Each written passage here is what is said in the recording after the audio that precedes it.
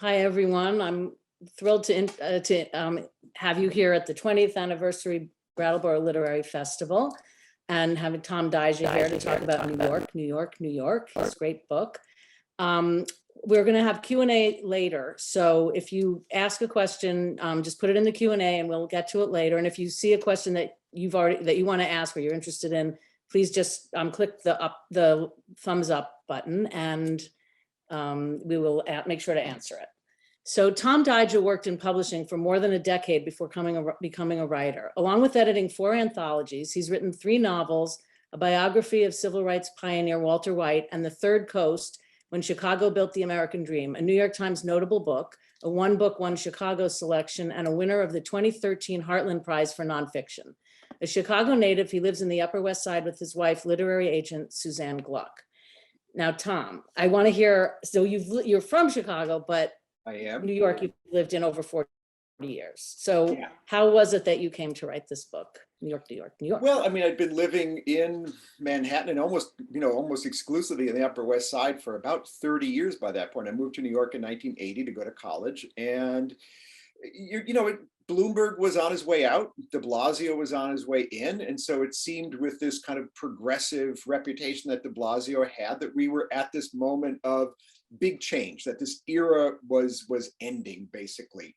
And it seemed like it was time to take stock because I looked around the Upper West Side when I first moved there. It was pretty seedy. If you've ever seen Panic in Needle Park, I mean, it really was a pretty grimy place that was just beginning to change really.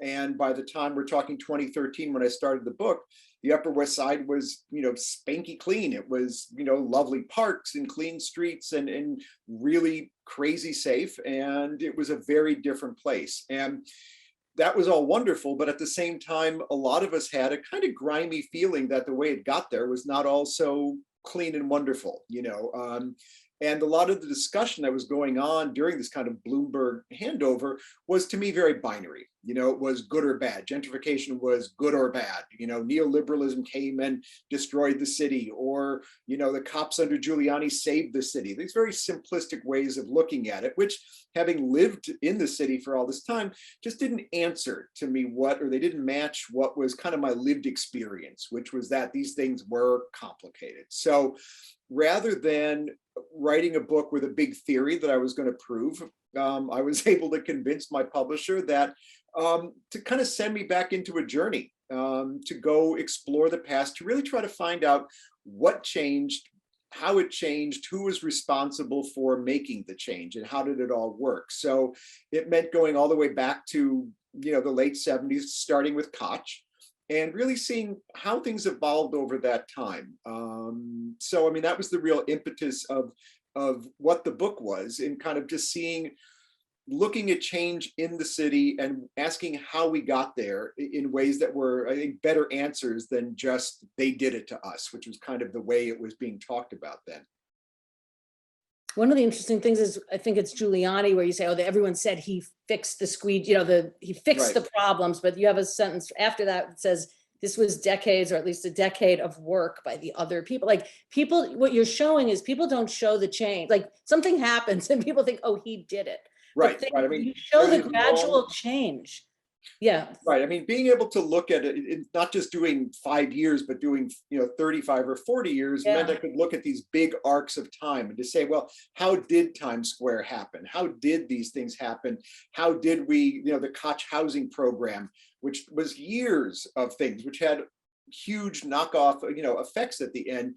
The scale of looking at the city, I think, lent itself to kind of answering those questions, because certainly somebody like Giuliani took credit for everything that happened around him, for all these years. And things like housing, again, when he comes in, within the first couple months, there are these articles in New York Magazine about, look how the city has changed. Look at all these houses that are up in the South Bronx, which had been started, 8 years before him, right? The squeegee thing became just so famous. If you were in New York at all during those years, kind of the Dinkins Giuliani round 2 race, really, the squeegee men were a huge issue, and they were I a remember. real I pain in was the there. rear. You know, if you came through the tunnel, if you came over the bridge, Phyllis Avenue Bridge, I remember. they were just like these guys were squirt this Right. disgusting fluid on you. And it was, you know, it was Yeah. threatening and weird, and it was Right. not a good thing. And so Kelly, Ray Kelly, who was then acting commissioner under Dinkins, basically said, yeah, I can make this go away. You just have to suspend the Constitution, which was, you know, not exactly true. Right. But they found a couple laws, and that they were able to, you know, to really enforce, which is just what they hadn't been doing. And Dinkins really, not Dinkins, Giuliani takes credit for it. But the fact is, it had really started cleaning it up under Dinkins. And, you know, Bratton would be the first one. It is the first one to say that that was something that Dinkins was responsible for. But it was also indicative of the problems of the Dinkins years, which was that Dinkins just didn't seem to pay attention to the fact that it really was not a good thing. And It things feels that like really, it would be a great book even for everyone, but like for a student of government to see the slow, tiny, tiny changes right, these that kinds of, happen like that. Reading it again now, like I just kept thinking about that. It's so slow, which we need to think about now sometimes too. Like exactly. things are It, slow. it is this kind of building on of small changes that kind of Right. creates an effect. And for me, the person I came to first, or he kind of leads off in the second chapter, at least, is Gordon Davis, who was the Parks Commissioner under Koch. And, you know, when we think of New York in the late 70s and early 80s as being this place out of control, you know, and it was. It was, the pooper scooper law was an enormous, small, but really important change. If you lived in New York in the 70s, you stepped in dog poop. Yeah. Like stepping in dog poop was just this kind of urban trope, you know, and there was a constant battle to get it cleaned up between the vision of public spaces being a place where you could do whatever the hell you wanted to. And if that meant letting your dog poop on the sidewalk, that was it. And then there were people who felt public space is a place where we can have expectations of each other. And the pooper scooper law was fought tooth and nail, and the city council, the ASPCA, said people will let their dogs go free. They will kill their dogs before they have to pick up poop. There'll be packs of wild dogs throughout the city. One person actually said this was like what the Nazis did to the Jews, was to make people clean up after their dogs. This was kind of the level. So it's actually a state law, not a city law. It only applies to New York, and cities over 1 million in New York State, you have to clean up after your dog. So it was a tiny thing, but it was kind of a first seed along the way. And Davis kind of takes that questioning of what public space is, whether it's a free-for-all or whether it is a shared space. Hoving, Thomas Hoving and August Heckscher had been commissioners before, and they, under Lindsay, and they had that kind of celebrate the parks and everybody come to the parks, and it's, you know, come to the sheep meadow and hang out. The problem is that everyone did that, and then everybody walked away from the park and kind of never took any sense of responsibility for it. So Davis picks up much more from Frederick Law Olmsted, who obviously was one of the creators of the park, who felt that parks played this really crucial role in democracy. It is a place where together we sing our songs next to each other. We share the space, but it's reasonable to have expectations of how we behave together and to each other in this space. And so bit by bit, Davis begins to kind of bring that into the parks. And obviously the person who, you know, Central Park is its focus of it because it is so important to the city. And there have been during the 70s, different groups, nonprofit groups like Richard Gilder led one. George Soros worked together with Gilder, which is kind of like magnetic puppy dogs, right? But they worked together on Central Park.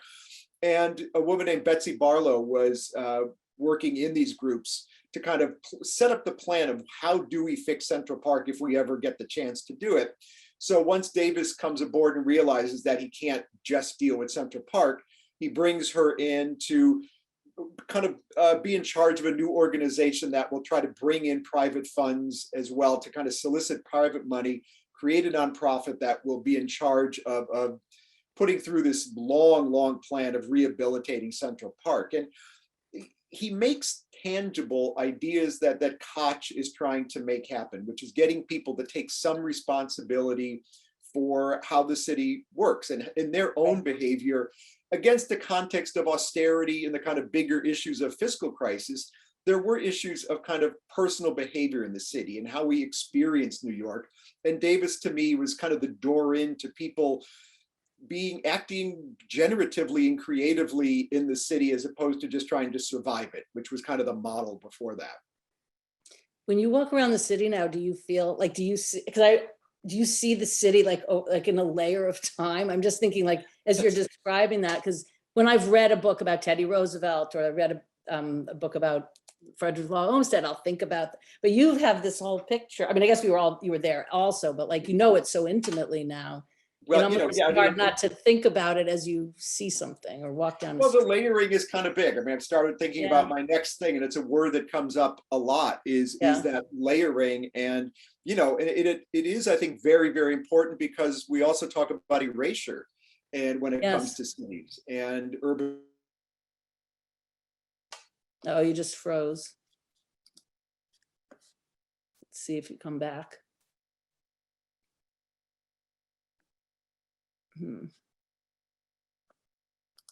Tommy, you're frozen. I don't know, Jerry. He should perhaps turn off Go his out video. and come in. Maybe come out and come in again. Yeah, or turn off his video. That'll reduce the bandwidth. Tom, if you turn off the video, maybe. There Oh, there you are. You're back. Okay, you were gone for like 2 minutes. So, In Matrix. exactly. So, okay, what were you? I don't know where I chipped off, but the idea is basically that layering, the change is basic to a city. We have to, you know, embrace or at least accept it. But it is really important, I think, for the health of a city and the communities and the people in it, that we recognize that change and that we recognize the layering and somehow find ways to express the history in a way that is present, I think, in those places. So to me, I think that's really important. It was fun to go back and wander through 30, 40 years of New York. And certainly, you know, I can see the ghosts on the street a lot more easily now than what was there, because I just sort of lived in them for 8 years while I was working on it. And so how did you do the research for this? Like, what was the process to learn all this decades? You know, I work on a big timeline. We had like an 8-foot paper timeline that I just kept adding things to. I mean, you know, I knew the basic when things happen, you know, and so it was going from very, very broad, and again, almost a kind of layering on of facts to it. But I mean, I went back and read every issue of New York Magazine, you know, I kind of dove back in there, and that was a wonderful resource, because not only is it full of great writers, among other things, but it's full of ads. It's a great window into life as it was led. And for me, one of the points of this book was to, you know, there's maybe 8 major themes that kind of run through it, and they're all informing each other, and culture is informing the economy, and gay life in the city, all these different things, which you can't really take apart. You know, I mean, you can look at the city in a grain of sand kind of story, but I wanted to look at how these things really changed each other fundamentally. And so that meant being able to look at ads. What are we wearing? What are the new restaurants that are out? What are the movies that were there? Where were the movie theaters that people were watching them in? You know, all those things were, to me, kind of a holistic way of looking at the city and how these things really twined with each other to create life and how we live there. So that I tried to find, I was very frustrated by, and remain frustrated by, the viewpoint of kind of being a passive New Yorker, which is a kind of oxymoron. But again, things are always being done to us. You know, they did this thing, they wrecked the city, they did that. And finding the way we had agency, whether that was in the way we bought apartments and created gentrification and a crazy real estate thing, or the way we, other New Yorkers, created community organizing and you know, community development that created affordable housing, or how people reacted to AIDS crisis, that individual New Yorkers had an enormous amount of agency in this period as well for what came out of it. And the only way to really find that, though, is to look for all those twining in there. So that was, the research was going back and not just doing one silo, but, you know, if I got bored of reading about housing policy, then I read a book about hip hop, you know, I mean, or I interviewed, I mean, I have a very scattershot kind of approach to research, because you never know what you're going to find. And once you sort of start layering things, then you can start making the connections. But how do you make connections if you just do that silo and say, okay, now I'm doing the music, next, now I'm going to do the art, next, Yeah. you know, for me, my mind didn't work that way. And maybe that's why I have that model of the city as being a whole host of connections, because that's kind of how I approach the material in it. So speaking of that, one of the interesting things you talked about was networking, and how the networks begat like more networking, but it leaves a lot of people out. Right. You know, if you, like how the lawyer, you said like at one point, like some percentage, it was very high percentage of all lawyers on the Upper West Side who Well, had, right. I mean, if I'll let you're, you go on with that. Yeah. you know, it came out of that frustration again of looking at the city in this binary way. Because once you start to look at people, they're not always on opposite sides, you know, and though it's just the way the city works. On a certain issue, they might be here, but on another one, they might be here. And Right. so finding how people are connected to each other, and how what groups they're connected to, and how they interact with each other, from the small groups up to the big, you start to really see that the way things are distributed has a lot to do with how people are connected. And when you look at the people who are in poverty in the city, who have been in groups of people who are continually, they tend to fall into the same groups. They tend to be elderly people.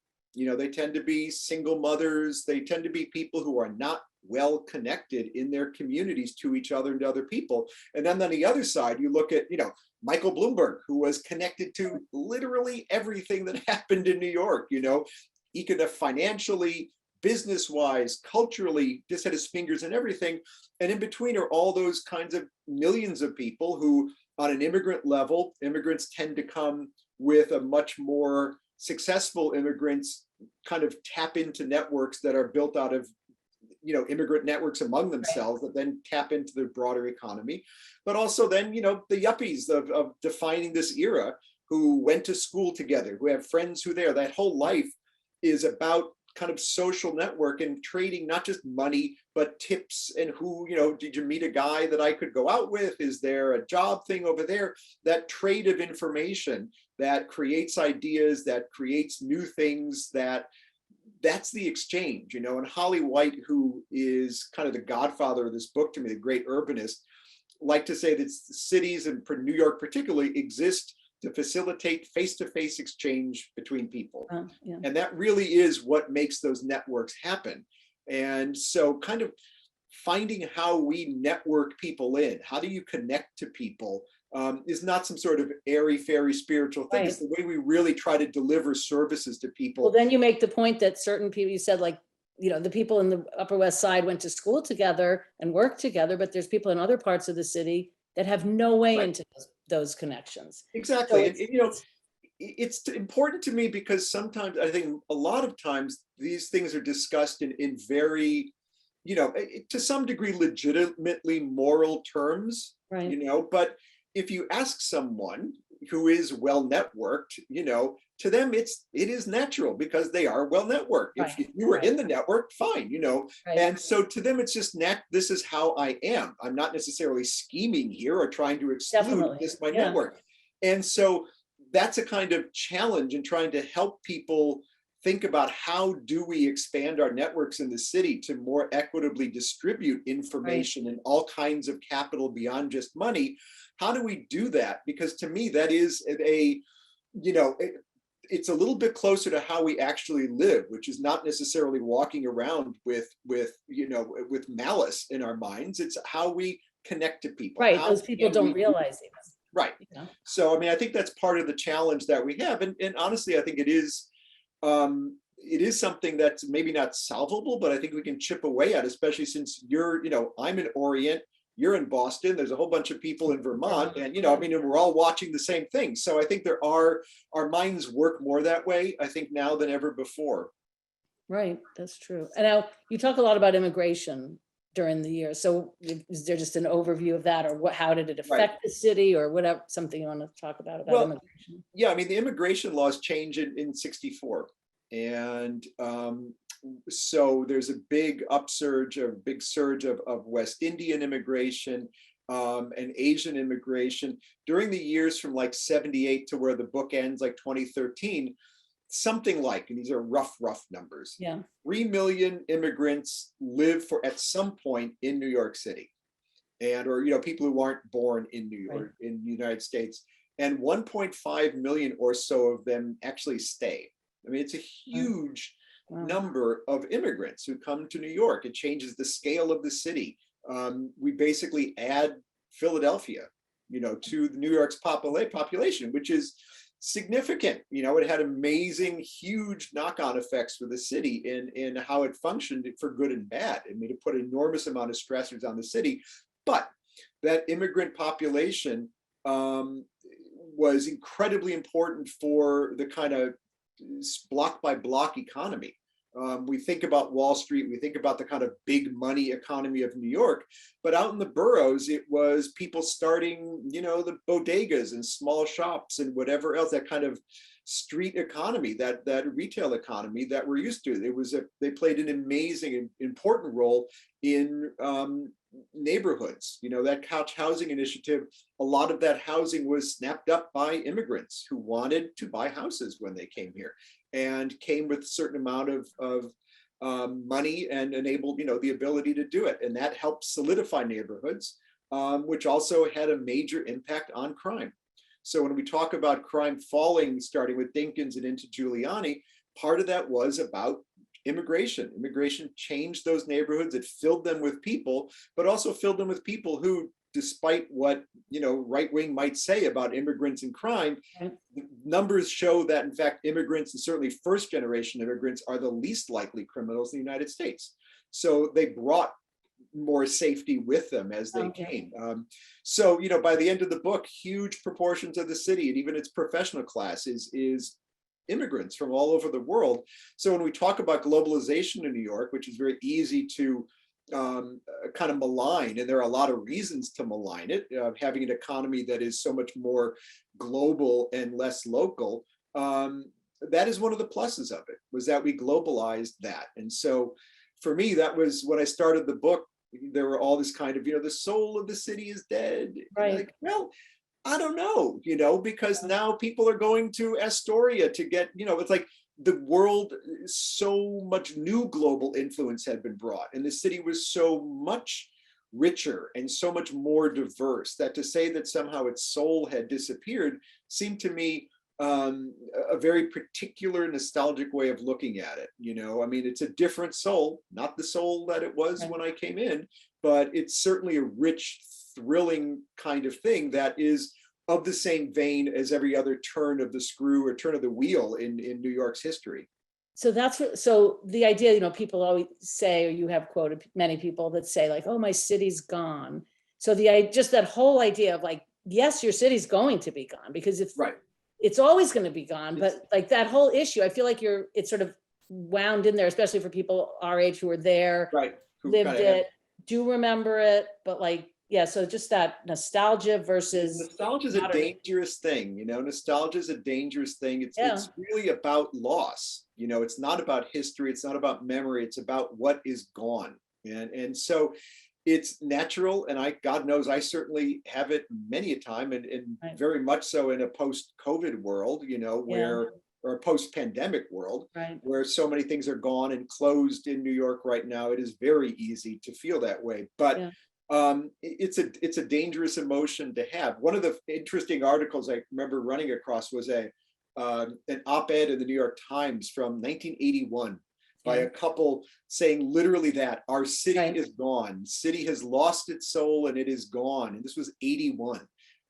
So it is something, and that was the New York of Nedick's and Horn and Hardart and all these kinds of things that I moved into and thought were kind of kitschy, and what's left, the wooden escalators and Macy's, all these things that were of a certain generation, and when you do the math, honestly, 40 to maybe 30 years old, some of these things, that Andrew's sister's 40s New York was only 30 plus years from when I moved to New York. So and now it's a generational wheel, of what is the past, is a thing that in the city moves more quickly than we think. And so the thing we lost, it's, it was time for those things. And you see it, like we see it with our own kids, I feel like, because you refer to something that feels recent, and obvious, so recent, and also that it's, of course you would have heard of that, but they haven't, like, you just realize it's Right. like time travel just by, aging. Yeah. So, Having kids, I have a son who's 27 and a daughter who's 23,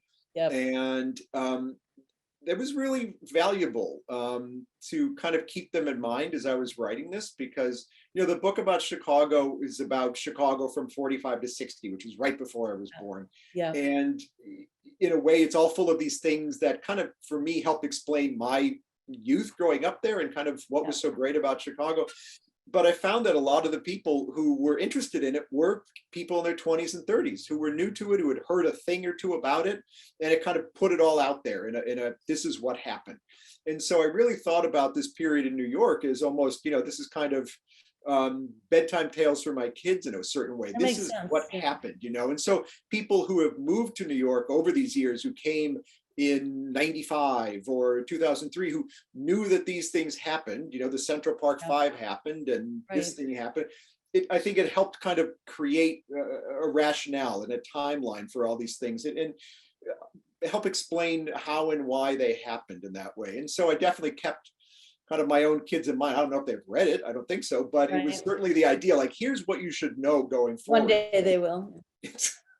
Who knows? No, that's. But my daughter's Well, moving my to kids- Brooklyn, and that's kind of fascinating as well. So Right, definitely. Let's see what I want to, oh, public and private partnerships that you right. referred to a minute ago, but like, it just, was that like a new thing in New York? Was that always true? Like, That's a phrase that is so broad that it's Yeah. almost kind of meaningless. I mean, it's almost, this is how cities work, because Right. cities really don't do all the work, right? They bid it Right. out, they hire people to do the work when the streets Right. are being cleaned or something. Not, there are certain, not it's a bad example because sanitation, but there's certain kinds of work that the city doesn't do. Any city, they hire people to do it.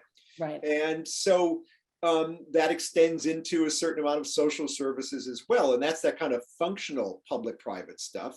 And trying to figure out the balance of what should be privatized, what are things that it's worth the city investing itself and figuring out how to do well, and what are things that we could actually get better people to do it, for better prices and with and then the better. money, because people had so much money that they Right. were almost were they controlling? What's a kind of management issue, Yeah. and how much power do you want to give away to, to kind of outside management for that kind of thing. But then there's the big issue of public-private stuff when you come to big institutions, and there is New York, a lot of the culture, there's a whole thing called the Cultural Institutions Group. And so pretty much, from the Met to most museums, Yeah. are members of it, and they either are on public land or they receive some kind of public funding, but they really are public-private partnerships. There is, Right. they are in the city charter in certain ways. So, it's not necessarily a terrible idea, public-private partnerships. Right, no, I didn't mean it, and it was, No, yeah. no, I kind of explain, and that's something like the Koch housing initiative, which I've mentioned a few times, but basically Koch and to some degree Governor Cuomo in the kind of mid 80s looked at housing, terrible housing shortage, homelessness, and which is really coming to public attention at this point in the mid 80s. And he says, all right, let's just throw everything we have at it. And not just purely money, but all kinds of community development groups get involved. There's, banks get involved. There's this whole push, the Rockefellers, everybody who has an interest in some stake here is brought together and is kind of introduced to each other and given a lot of, inexpensive land and inexpensive buildings to run with. And it was incredibly transformative to the city. And I think had at least as much to do with the crime drop as anything that Giuliani and Bratton did, because the city streets were full again with people. But that wouldn't have happened if you didn't have public-private partnerships. It was all about public and private partnerships. Somebody like Herb Sturtz, who was very influential in the city. Back in the 60s, he was talking about getting rid of Rikers and having small borough jails. Some ideas take a long time to happen. So he, his idea was always that, you need growth to happen. But, why would you not expect the private side to get involved with making a city work? They've got the money, and you should welcome some of that. But that doesn't mean you give over control. And that's, I think, where we kind of lose our way. We too often say, here you go, you've got the keys now, as opposed to saying, maybe it's your turn to drive for a couple hours. Another aspect that I found very interesting was the rise of technology, because we all are used to it now. Right. But, we sort of forget how it came in and how it changed the city. And you talk about how, all the manufacturing jobs sort of left and they didn't do any retraining to get them into the computer job. So that was just to see it in a timeline, which I wasn't, just sort of gradually came up on us. Right. I mean, New York really drops the ball on tech long before anything happens in this book. It's something that's happening under Mayor Wagner, kind of Mad Men died, because IBM existed, right? UNIVAC and those big IBM mainframes in Columbia. There was, people kind of shrugged, and a lot of the interest and energy went to the West Coast, and that's how Silicon Valley eventually, happens. But Lindsay paid some attention to computers, but there were these very diffuse systems. And by the time you get to the fiscal crisis, one of the big problems is that the city's budget was, you couldn't audit the budget. You literally couldn't find how the budget works, where money went, when it went in the door, and where it came out.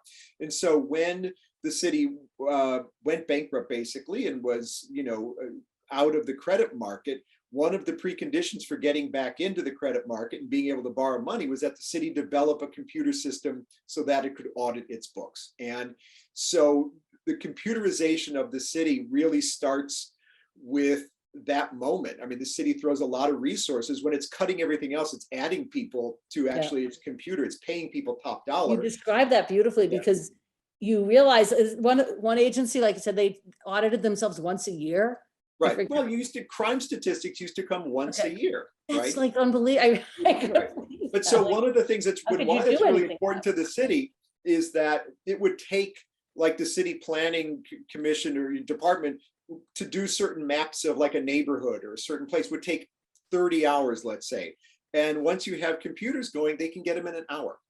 And suddenly it lets, like, sanitation can start to do hotspot things and say, oh, this is happening. The city can, people in management can they have a new tool to kind of understand how to get around to make things work. When we get to Bratton, I mean, that's who the person is that we think of most intimately with computers, because they started this thing CompStat where they got, instead of those annual crime stats, they started saying, well, let's get them every month. You know what? How about let's get them every week. Let's get them every day now. And every week, the guys from, officers from every precinct would have to come to this big meeting, everybody in their uniforms and stuff, and basically defend their statistics and show on maps what exactly they were going to do, which in a funny way, the police department had been so behind on computerization that they ended up being kind of ahead of the wave. They were kind of in the lead of the second wave because they finally broke their silos and started to kind of connect up information and use it in a new way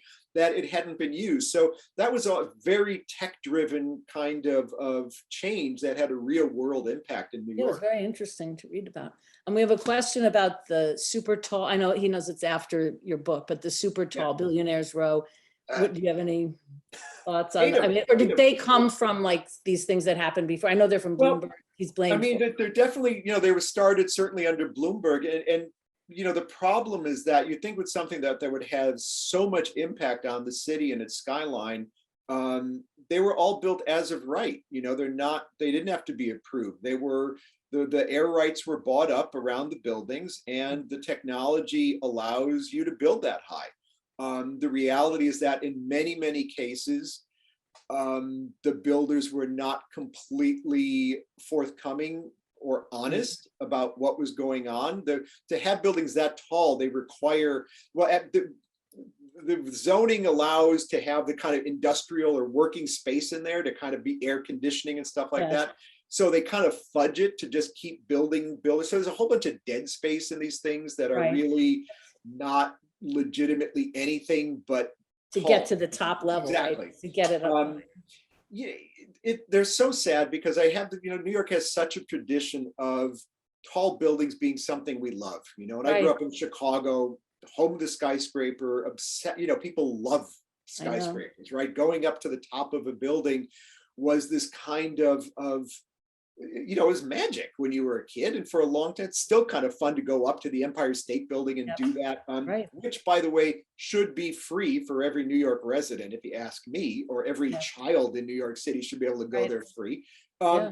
But still, those places were considered ours. I mean, in a way that they Yeah, weren't and be proud public. of them. Yeah, to be. Right. I mean, it was you were looking and you said, there it is, you know, and there was a sense of place and sense of identification with Yeah. it. These buildings aren't for you and me, you Right. know, they're not for, they have nothing to do with the city itself. And that's a real shame. It is sad, and you can't forget about them because they're. You really, You can't just, I won't think about that. We don't have that much more time, but I wanted to just talk about art and music, because you really talk about that a lot in the book. yeah. Just the importance. Well, of I mean, the cultural part of it was significant for me. I do think that, you know, I wanted to kind of follow all these threads of how the city changed over these years, and being somebody who was in the book business, Yeah. in media, you know, watching that again was aligned with tech and how tech changed to have the first bookstores on Fifth Avenue that actually had a computer system to track what was selling, which was a new Right. thing, believe it or not. It was kind Yeah. of, who knew, you know, Right. we all kind of guessed at it, and suddenly we were able to start knowing, and that quantification had some interesting changes to the publishing business as to really knowing in a way what was selling. And what did that do to the publishing business? Since you're an expert, what did it actually do for, like, how did No, it I mean, change things? It became, what was very clear was what was selling and what wasn't selling, you know, in a sense of those big chain bookstores of the Barnes and Nobles and the B. Daltons, of kind of democratizing bookselling and publishing in a way that maybe it hadn't before. And so that idea of the Danielle Steeles and those Judith Krantz and those big commercial bestsellers that then were already sold as a mini series, you know, the kind of big Hollywood, Right. New York nexus, were kind of new, really. And they really became the meat of that business.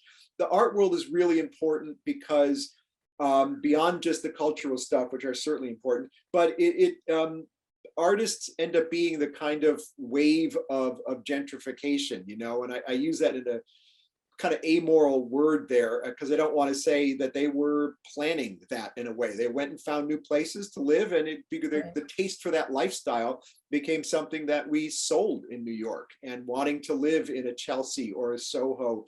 They were always, you know, Williamsburg, you know, I mean, these places became attractive because of artists, and that art lifestyle we have dangerously priced out. You know, hopefully Gowanus, I know there was talk about having some permanent art space there. I hope that happens, because if it doesn't, you've just built more luxury buildings, you know, whatever. So overall, in the sense of culture, though, what you see is this kind of getting blown apart. You know, we've been used to this strong, regular movement. You know, here's the avant-garde kind of running ahead, and then we figure out how to make money from that, and then we jump ahead.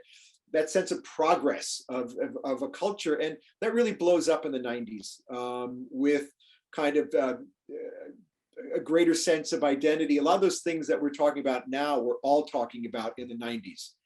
The Whitney Biennial in 93 was all about these issues of kind of political art issues. And the culture really starts, instead of being that move forward, blows up into a million wonderful things, but we don't really have a straight narrative anymore. And people are kind of finding their own way through the culture, and we're looking horizontally, which is terrific. But it's hard to kind of unify behind a cultural movement that way. So I think that's something we deal with from that moment on, and are still dealing with, of how do you kind of create a coherent and inclusive culture from this kind of galaxy of things, as opposed to like the highway that we had, which was very exclusionary, but always moving forward somehow. Wow. You mentioned your next project, or did you say you're thinking about it, or are you already on a new project? Circling around. I Okay. haven't spent the day you know, I mean, I'm kind of, I think I'm getting there, but I'm not quite having words on paper yet. So Okay. I was in Chicago for a week until Wednesday. My son is living there, so I wandered the city, and your book on Chicago is my next read. I have it. You should. Good. It's fun. I mean, it's a wonderful, you know, for me, it was a terrific place to grow up, and the people, like that sense of intimacy that it has, and improvisation and experimentation, which are all really a core to it.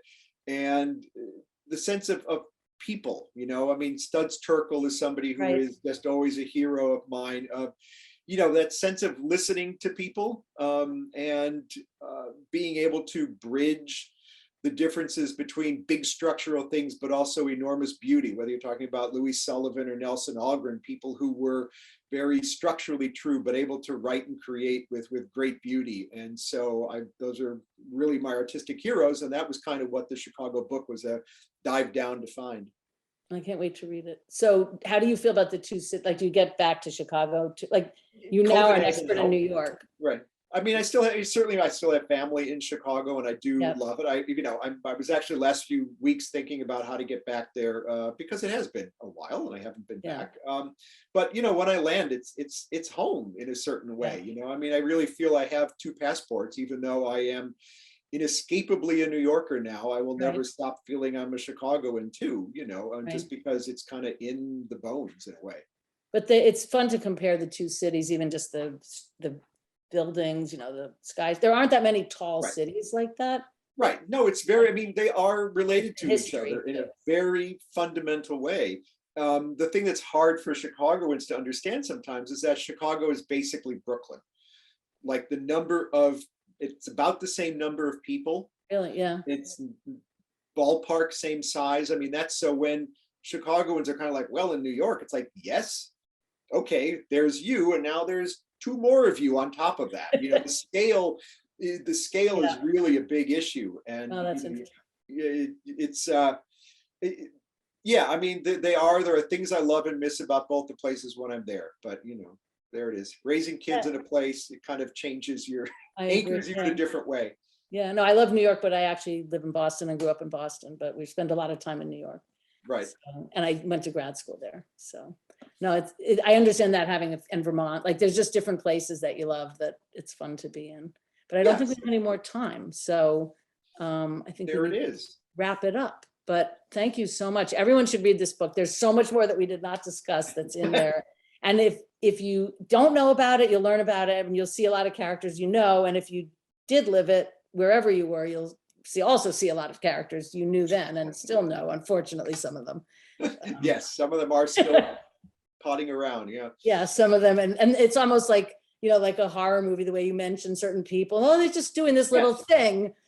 Well, that was, I mean, certainly writing about Trump was, I initially planned, oh, I don't have to write about him because, you know, he's kind of a nut. And Oh, yeah. as things progressed over the course of writing the book, I was like, oh, not only do I have to write about him, but, you know, there aren't reams and reams, but it's like watching a train coming far away on the tracks, and it's a little dot, and it's a little dot, and then slowly it's getting closer and closer and faster. And no one's faster. noticing in the world there, because there's one you mentioned, like Sarah Jessica Parker and someone else, they were partying with him one night. Oh, like the night before 9/11. Yeah. Yeah, no, that's what it was. Yeah. And then, Right. but I'm just like, wait, Sarah Jessica Parker, like these people wouldn't want to be like in that sentence with him, but there was a world where that was a person that people would be with. He showed up. I mean, he was at things, you know. I mean, know. he And was Hillary at Clinton was everything, at his frankly. wedding, right? Hillary and Bill Clinton were at his wedding, you know, his third wedding. Like, yes, there's like Yeah. moments where He things are proposed happening. at the Met Gala.